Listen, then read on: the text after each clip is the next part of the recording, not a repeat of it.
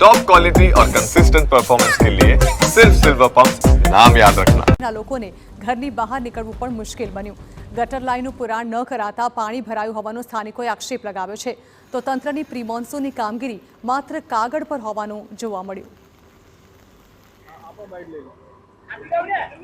તાપી જિલ્લામાં સવારથી સાર્વત્રિક વરસાદ વરસી રહ્યો છે, તેમાં સૌથી વધુ પ્રભાવિત વ્યારા તાલુકો થયો છે। વ્યારા તાલુકાના મુખ્ય મથક જે વ્યારા છે તેમાં વધુ વરસાદને લઈને લોકોને ભારે અગવડતા પડી રહી છે। સવારથી લગભગ 1 થી 1.5 ઇંચ જેટલો વરસાદ વરસી રહ્યો છે। હાલ આપણે જે વ્યારા તાલુકાના મુસા, વ્યારા તાલુકાના ખડકા અને કનપુરાને જોડતા રોડ પર છે, તેના પર પાણી ભરાઈ ચૂક્યા છે। સ્થાનિક સાથે આપણે વાત કરીશું કે કયા પ્રકારની સમસ્યા સર્જાય છે, ક્યારથી આ સમસ્યા? જ્યારથી આ સમજુબા સોસાયટી બિલ્ડર લોકોએ બનાવી છે, અહીંયા પાણીની ગટર લાઈન હતું, પાણી નીકળી જતું હતું, પણ આ કમસે કમ નહીં કે તો અમને 6-7 વર્ષથી આ પરેશાની છે।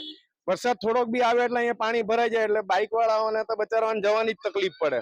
અને આગળ પૂરણ કરી દીધું છે, તો આગળ પાણી છે ને એવી જ પરિસ્થિતિમાં છે કે હનુમાનદાના મંદિરમાં પાણી ભરાઈ જાય છે। હવે તો કેટલા સમયથી સમસ્યા છે ને ક્યાં રજૂઆત છે? આ તો કમસે કમ નહીં કે તો 6-7 વર્ષથી આ પ્રોબ્લેમ ચાલે છે અહીંયા। અને આગળ આપણે જે છે આપણે એ લોકોએ બધું પુરાણ કરી દીધું, અને જે લાઈન જતી હતી પાણીની બધા બંધ કરી દીધા એ લોકો નાળા, ને પોતાના પ્રાઇવેટ એ લોકોએ નાળા બનાવી દીધા અંદર।